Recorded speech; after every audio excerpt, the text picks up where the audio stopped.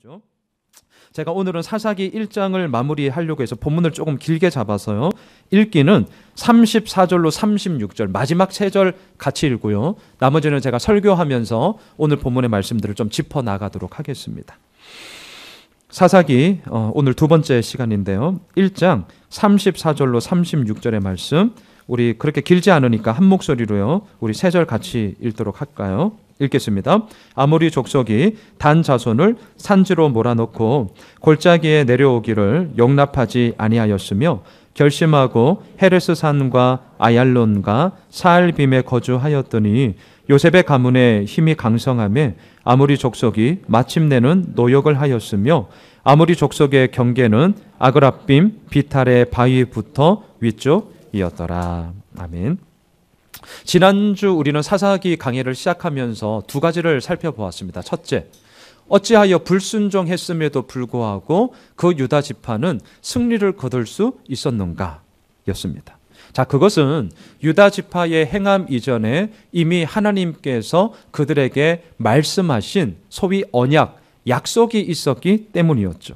다시 말할까요? 하나님은 우리가 하는 것들을 봐가면서, 소위 조건 봐가면서, 상황 봐가면서, 너희들 이렇게 하니까 나도 그에 상응하는 축복을 줄게, 이런 식으로 우리에게 복 주는 것이 아니라 또 반대로 너희들 하는 꼬락서니 보니까 안 되겠다, 너희들 맛 좀 봐, 그래서 우리 하는 것 봐가면서 질책을 하거나 이런 우리의 반응에 따라 움직이는 하나님이 아니라, 하나님은요, 당신의 선하심과 당신의 신실하심과 당신의 변치 않으심으로 그의 계획을 이루어 나가시는 분이다 라는 것을 우리가 첫 번째로 살펴보았습니다. 두 번째, 유다 지파가 불순종했음에도 불구하고 승리를 거두었다면 아싸 잘됐다, 우리도 불순종해도 괜찮겠네, 이렇게 적용하면 큰일 난다고 말씀을 드렸습니다. 왜냐하면 하나님은 신실하신 분이시고요, 하나님은 공의의 하나님이시기 때문에 우리들의 불순종, 우리들의 죄에 대해서는 반드시 그에 상응하는 대가를 치르게 하십니다. 그래서 이런 생각들 있잖아요. 승리했으니까 괜찮겠지, 아니면 좋은 결과를 얻었으니까 뭐 이 정도 과정에서의 실수는 괜찮아지겠지. 소위 결과가 모든 것을 말해준다는 식의 결과론적인 사고가 우리 예수 믿는 자들에게는 정말 조심해야 할 사고 중에 하나입니다. 제가 개인적으로 싫어하는 속담이 있어요. 뭐로 가도 어디만 가면 돼요? 서울만 가면 된다. 이딴 식의 속담들을 제가 되게 싫어합니다. 이유는 간단합니다. 서울, 다시 말하면 분명한 목적 좋습니다. 하지만 그 가는 과정 속에 우리가 뭘 요구하는 것입니까? 바른 길 가자는 것 아니겠습니까? 정도 가자는 것 아니겠어요? 자, 저는 목회하는 목사로서 저도 마찬가지입니다. 이 땅에 목사 얼마나 많이 있습니까? 저보다 진짜 훌륭하신 목사님들 훨씬 더 많고요, 저보다 조금 못한 목사님들 조금 계세요. 자, 그런데요, 허다한 교회, 우리 홈에실만 해도 교회 엄청나게 많습니다. 소위 건강한 교회, 소위 그냥 우리끼리 하는 말이지만 저기에는 좀 아쉬워, 분명히 있습니다. 근데 그 아쉬워, 아니면 참 저 교회는 건강해라고 할 때 뭘 보는 거예요? 진짜 뭘 보는 거예요? 비전? 다 좋죠. 교회 존재 목적? 다 좋습니다. 하지만 그 비전, 그 목적을 이루어가는 과정을 보니까 어떻습니까? 이게 이제 조금씩 우리들 마음속에 불편하다는 것 아니겠습니까?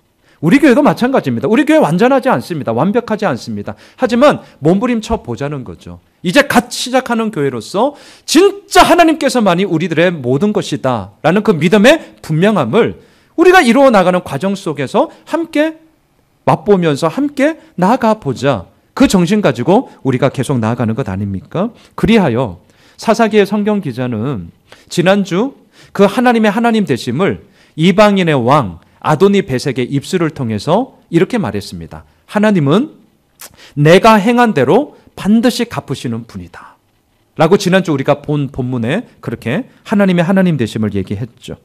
우리들 가운데 불순종이 있습니까? 우리들 가운데 죄 있습니까? 그렇다면 우리 회개하며 날마다 하나님의 은혜를 구해야 합니다. 그것만이 우리가 하나님 앞에 올바른 길을 걸어가는 정도의 첫 걸음이기 때문입니다. 자, 이처럼 사사기를 우리가 지난주부터 오늘 계속해서 이제 강해를 해 나가기 시작할 때인데요, 크게 흐르는 두 가지의 물줄기가 있습니다. 첫 번째 물줄기는 뭐냐? 하나님의 변치 않으시는 약속입니다. 우리의 조건, 우리의 상황에 움직이지 않으세요.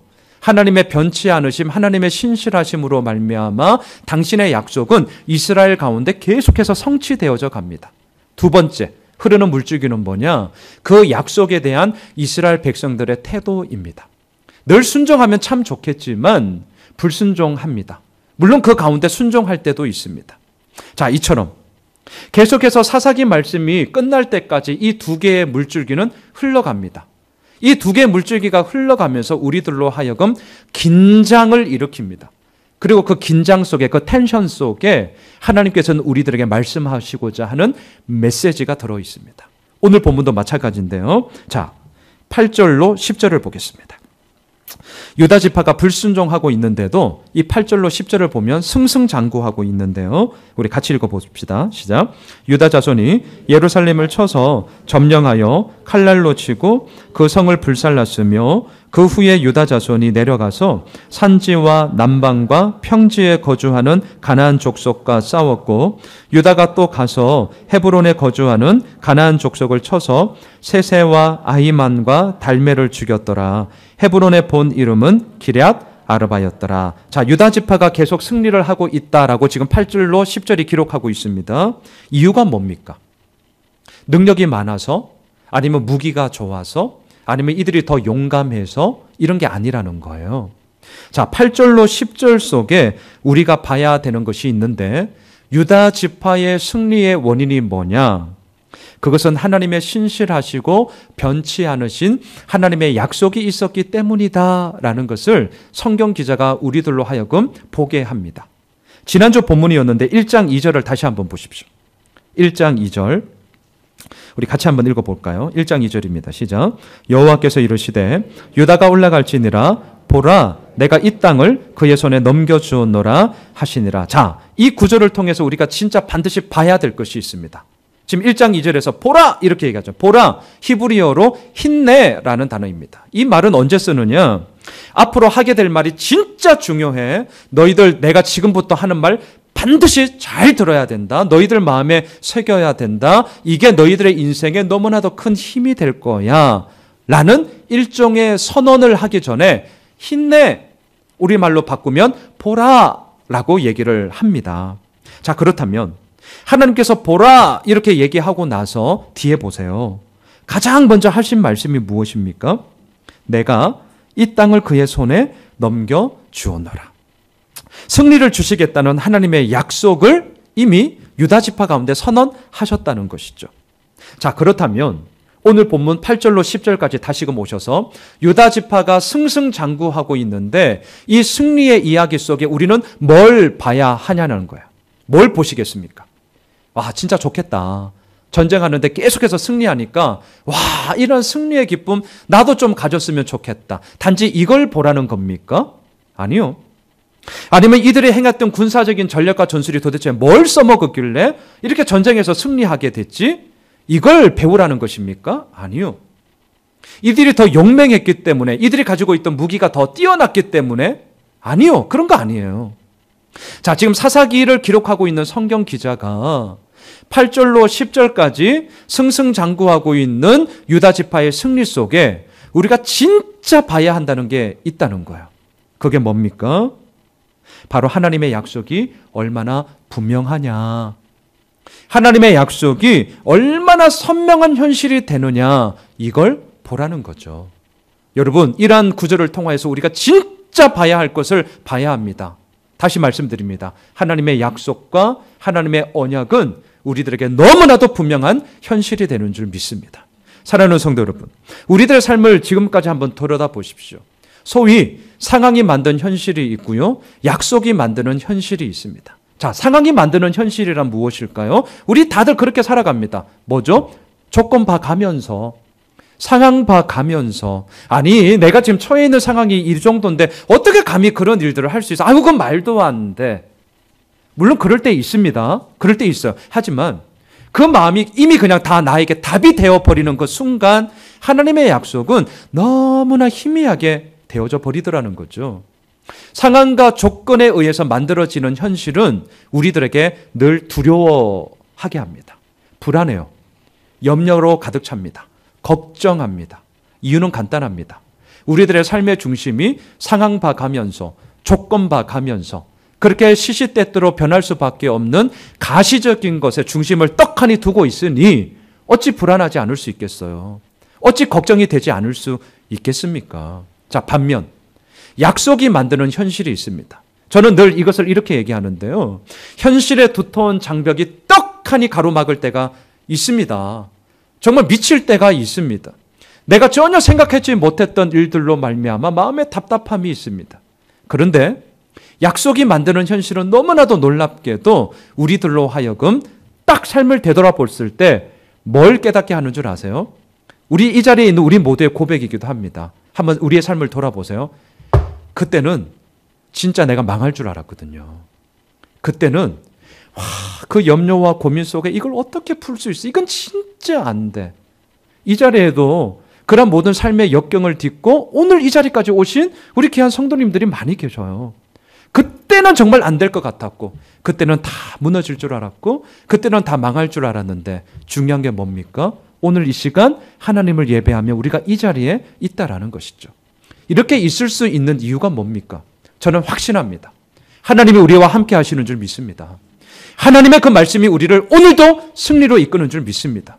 그리고 그 하나님으로 말미암아 내가 오늘 이 자리에 있다라는 믿음의 확신이 우리를 이끌고 가기 때문에 우리가 오늘 이 시간도 하나님을 예배하는 것 아니겠습니까? 그래서 창세기 12장을 보시면 우리가 너무나 잘 알고 있는 아브라함의 하나님의 부르심 사건이 나오죠. 너는 너의 본토 친척 아비 집을 떠나 내가 너에게 지시할 땅으로 가라. 내가 너로 큰 민족을 이루고 내게 복을 주어 내 이름을 창대하게 하리니 너는 복의 근원이 될지라. 하나님의 명령이었고 하나님의 약속이었습니다. 그런데 이 구절을 잘 보시면 정확한 타임 스케줄이 나오지 않습니다. 언제 가야 되는지, 몇 날 며칠에 가야 되는지, 어떻게 준비해야 되는지, 더 중요한 것 어디로 가야 하는지 떠나라고는 하는데 목적지가 없죠. 그런데 아브라함은 떠났다라는 것입니다. 많은 분들은 이러한 아브라함을 보면서 이렇게 얘기를 합니다. 아브라함처럼 순종해라. 그러면 복의 근원이 되는 거다. 물론 맞는 말씀입니다. 그런데 이건 너무나 결과론적인 이야기입니다. 왜? 자, 이 자리에 있는 우리들의 고민이 진짜 뭡니까? 순종 안 하고 싶어서 안 하는 게 아니라 그 순종할 수 있는 근거에 대한 우리들의 불확실함이 여전히 있기 때문입니다. 그 말씀 진짜라는 것을 내가 믿기 때문에 오늘 이 귀한 시간 여러분들이 예배의 자리로 나오신 것 아닙니까? 저 순종하고 싶거든요. 저 진짜 말씀 붙잡고요. 저도 살아가고 싶거든요. 그리고 그 말씀이 내 삶에 분명한 현실이 된다는 것을 분명한 믿음의 고백 속에 저 살아가고 싶다고요. 저도 마찬가지예요. 근데 안 돼요. 이게 우리의 고민이잖아요. 근데 그런 고민을 가지고 있는 사람에게 너무나 결과론적으로 아브라함처럼 순종해. 그러면 복의 근원이 돼. 아무리 얘기해 보십시오. 안 풀리죠. 오히려 칼만 들지 않았지 더 억압하고 더 마음에 프레셔를 주는 압박감으로 우리들에게 다가오게 될 것입니다. 자, 그렇다면 우리가 이런 구절을 통해 뭘 봐야 합니까? 저는 이렇게 생각합니다. 하나님이 아브라함에게 말씀하신 것처럼 우리에게도 하나님은 이미 말씀하셨는데 그럼에도 불구하고 우리는 여전히 요구를 하고 있기 때문인 거죠. 자, 뭘 요구하느냐? 이거죠. 언제 가야 되죠? 어디로 가야 되죠? 무엇을 해야 되죠? 어떻게 해야 되죠? 정확한 타임 스케줄을 여전히 달라고 우리가 요구하고 있기 때문에 우리는 하나님의 말씀이 이미 있음에도 불구하고 우리들의 삶 속에 행함이 없게 되더라는 것입니다. 여러분, 아브라함이 순종할 수 있었던 이유는요, 언제 가야 되는지, 무엇을 준비해야 되는지, 어디로 가야 되는지, 어떻게 해야 되는지 정확한 타임 스케줄이 있었기 때문이 아닙니다. 잊지 마십시오. 아브라함이 하나님의 말씀에 순종할 수 있었던 이유는 딱 하나입니다. 그것은 이거예요. 내가 오늘 누구와 함께 가야 하는가? 정말 중요한 답입니다. 오늘 내가 누구와 함께 가야 하는가? 지금 나에게 말씀하시고 지금 나에게 약속하시는 그 하나님과 함께 가는 것, 그 하나님을 믿고 따르는 것, 그리고 내가 해야 되는 일이 바로 그 하나님과 오늘도 힘겹지만 한 걸음 한 걸음 내딛어 나아가는 것.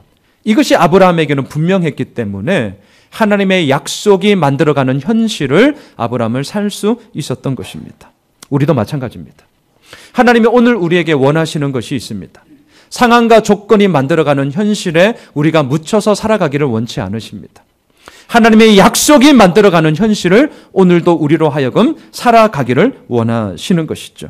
그리고 그 약속 가운데 우리가 신실하심으로 살아내는 것, 살아가는 것, 그리고 그리함으로 말미암아 하나님을 증거하는 것, 이것이 우리들 삶에 너무나 분명한 믿음의 여정이 되어야 합니다. 자, 그래서 오늘 본문을 계속 볼 텐데요.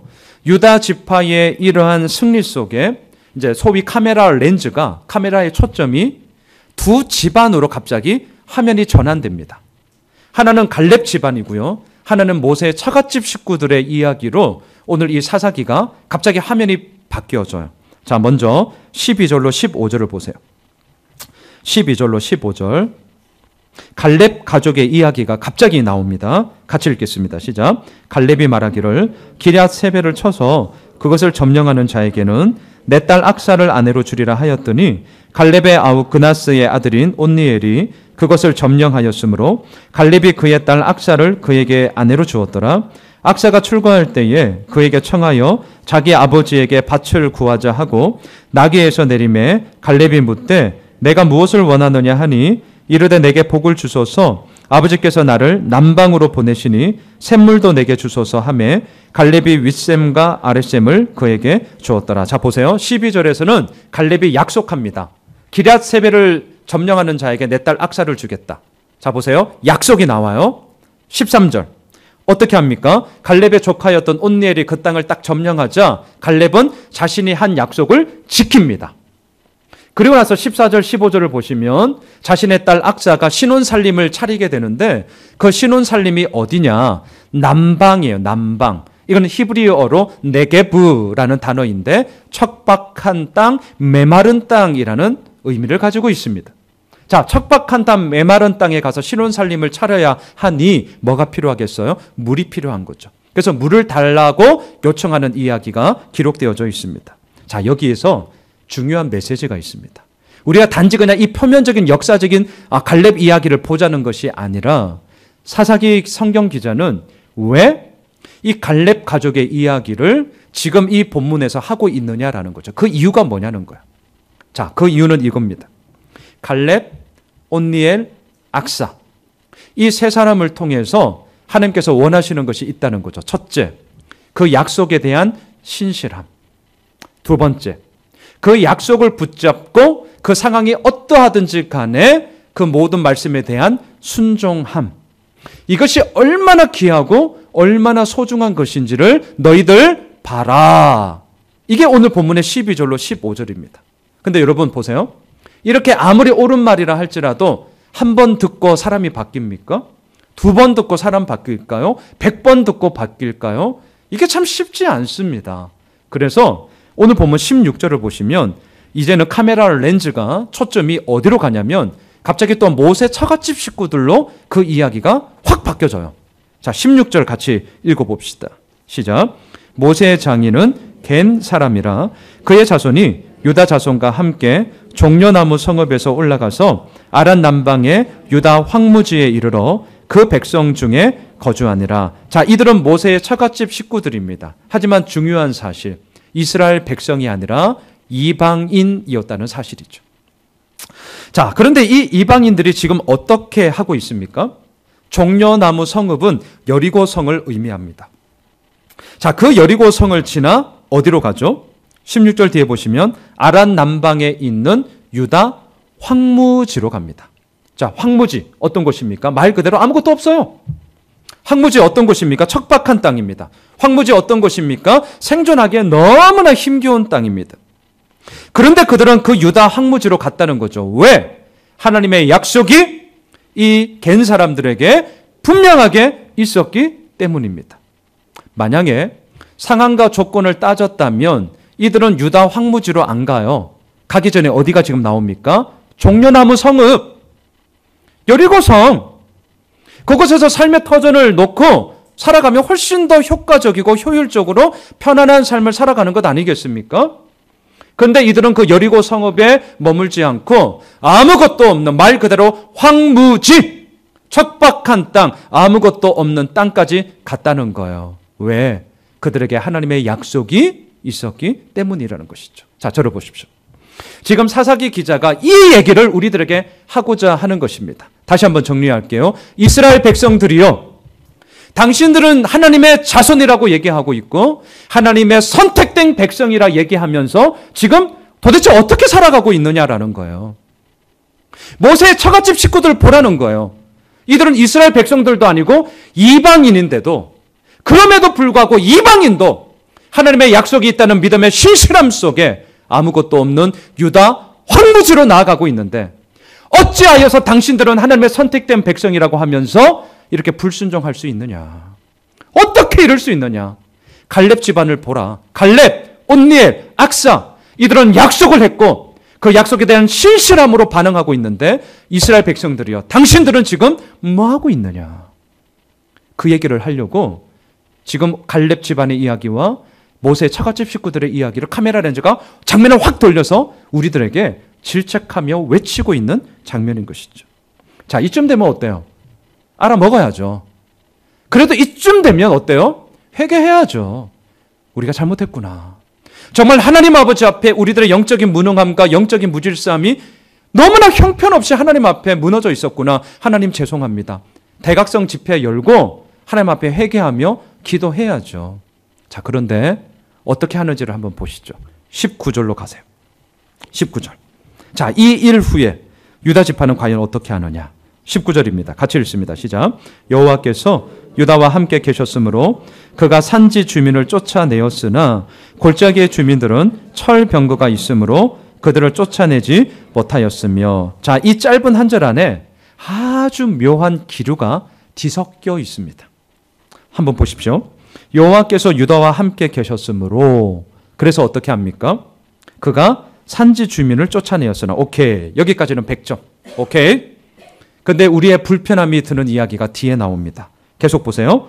골짜기의 주민들은 철병거가 있으므로 그들을 쫓아내지 못하였으며. 자, 이 묘한 기류가 계속해서 사사기가 이루어지면서 우리들로 하여금 불편함을 줄 때도 있고, 때로는 맞아, 이렇게 우리에게 도전을 줄 때도 있어요. 자, 중요한 것은 뭐냐?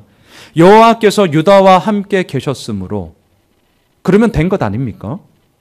하나님이 함께 하시는데 못할 것이 뭐가 있습니까? 아니, 하나님께서 함께 하시는데 우리를 가로막을 장애물이 뭐가 있겠습니까?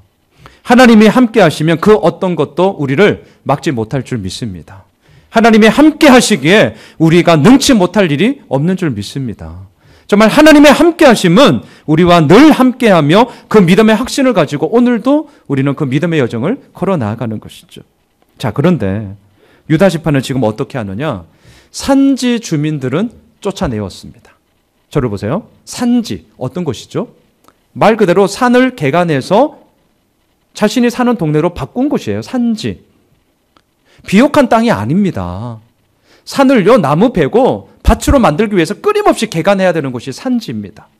물이 풍성할까요? 전혀 없지는 않겠지만 늘 물 부족으로 허덕이는 곳입니다. 오늘날로 제가 바꾸겠습니다. 그렇게 잘 사는 동네가 아니에요. 먹고 살만한 동네가 아니라고요. 경제적으로 부유하지 않습니다. 그러다 보니 힘이 없어요. 그런데 유다 지파는 그 잘 못 사는 가난한 동네에 사는 사람들은 쫓아냈다는 거예요. 그런데 이제 불편한 얘기를 제가 하겠습니다.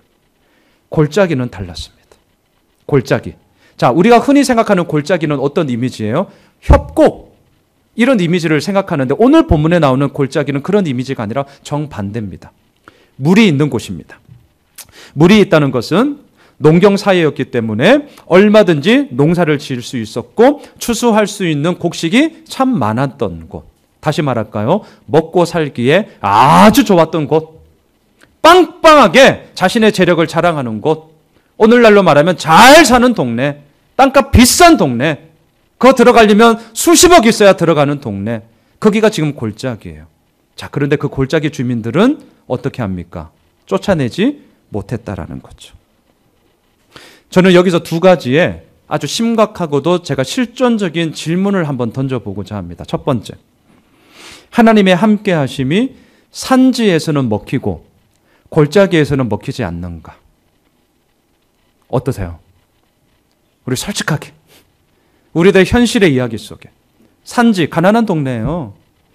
그냥 봐도 뭐 별거 없는 동네예요. 골짜기, 빵빵한 동네라니까요.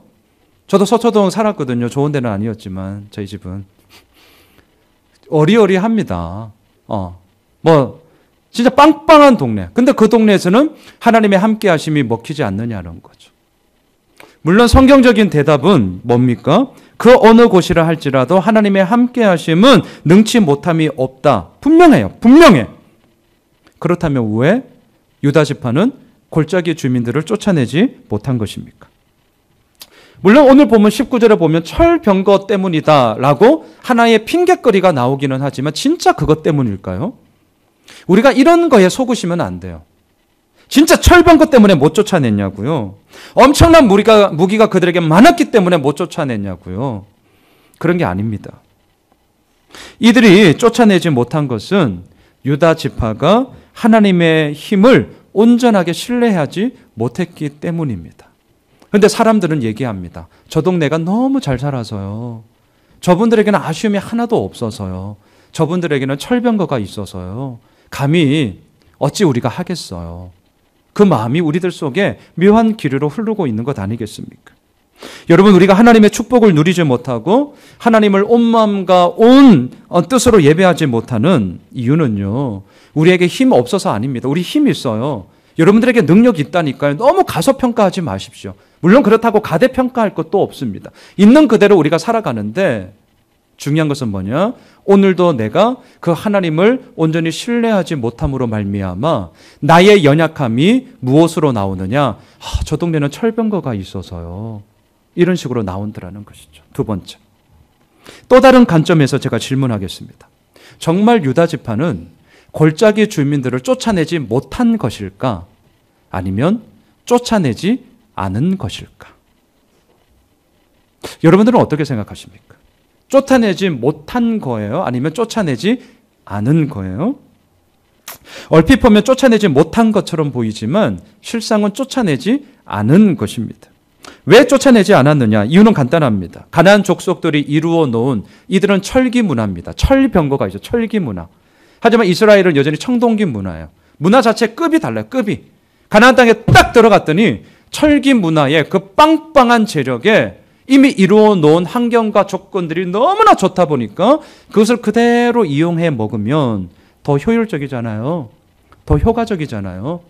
나의 노력 조금 덜 써도 훨씬 더 많은 결실을 맺을 수 있을 거라는 자기 생각 때문에 이들을 쫓아내지 않은 것이죠. 여러분, 사무엘하 15장을 보시면 하나님은 사울 왕에게 이렇게 말씀하셨습니다. 순종이 제사보다 낫고 듣는 것이 순양의 기름보다 낫다. 우리 잘 알고 있는 말씀입니다. 이 말씀을 한 이유가 무엇입니까? 하나님이 아말렉과의 전투에서 말씀하셨습니다. 다 진멸해야 돼. 남기면 안 돼.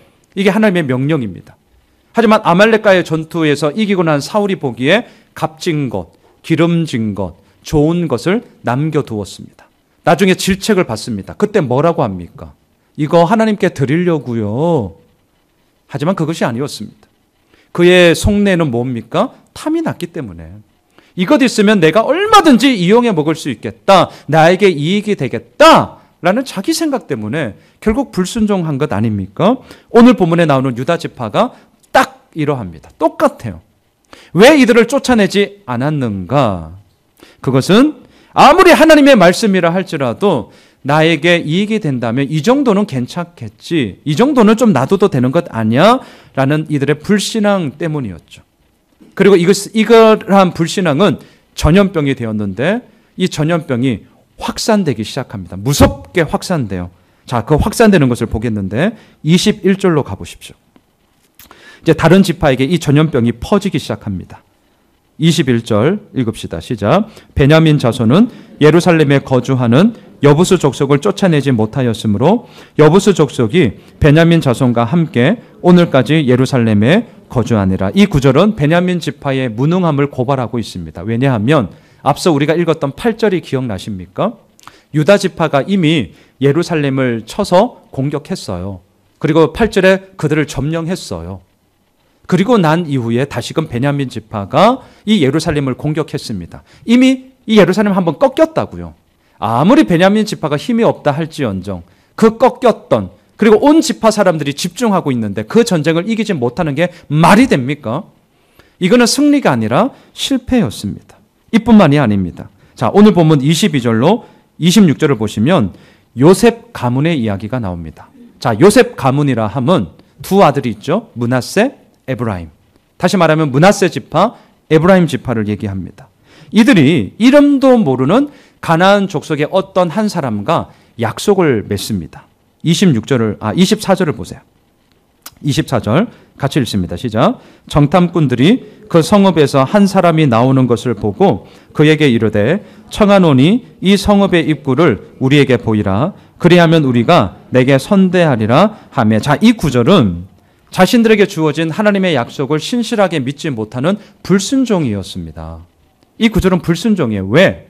하나님의 약속이 분명히 있음에도 불구하고 내 눈에 보이지 않기 때문에 이들은 신뢰를 할 수 없었던 거죠. 그래서 지금 어떻게 하느냐? 이름도 몰라요. 성도 몰라요.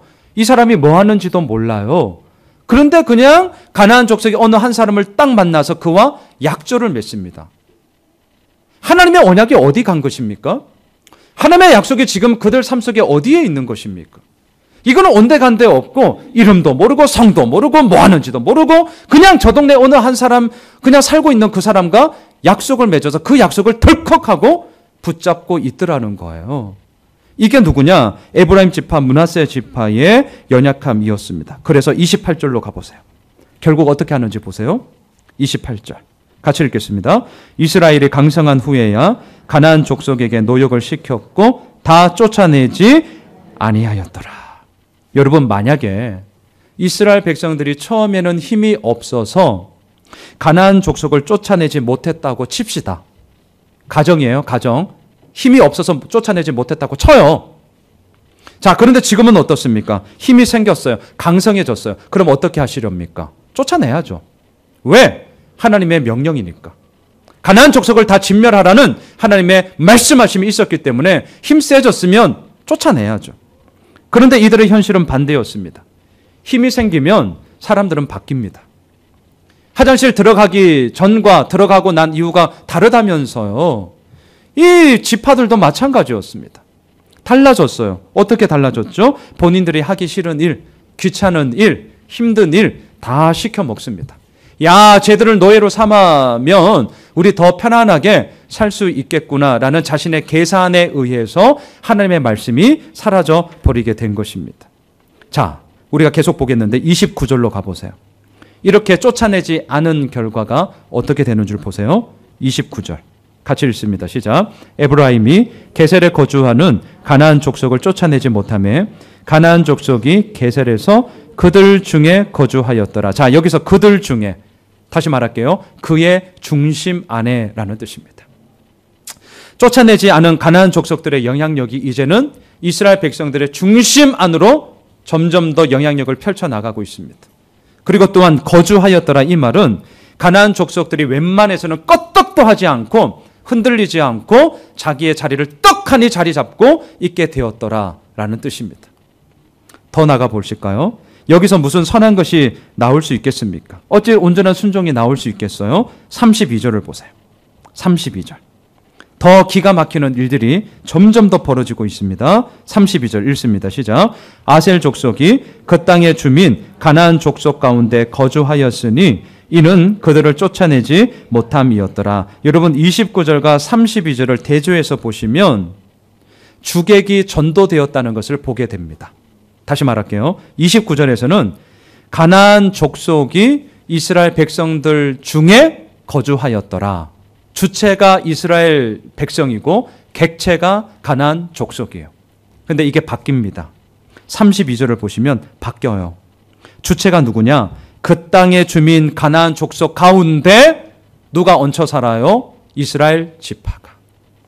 주객이 전도되어져 버렸습니다. 여러분, 이 땅은 분명히 하나님으로부터 약속을 받은 땅입니다. 하나님으로부터 명령받은 땅입니다. 하나님의 말씀하심이 있는 땅입니다.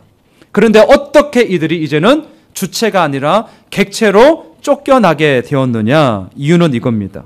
아무리 하나님의 말씀이라 할지라도 이 정도는 괜찮은 것 아니야? 이 불신앙이 결국 자신들의 삶을 무너뜨리게 만든 것이죠. 33절도 마찬가지예요. 똑같아요. 납달리 지파 역시 객체로 살고 있습니다. 자, 그런데 아직 끝나지 않았어요. 마지막 하나가 더 남았습니다. 실패의 끝판왕이 나옵니다. 실패의 끝판왕. 아무리 그래도 어떻게 이룰 수 있지라고 할 정도로 너무나 처참하게 무너지는 실패의 끝판왕. 여러분 34절 읽고 말씀을 마무리하겠습니다.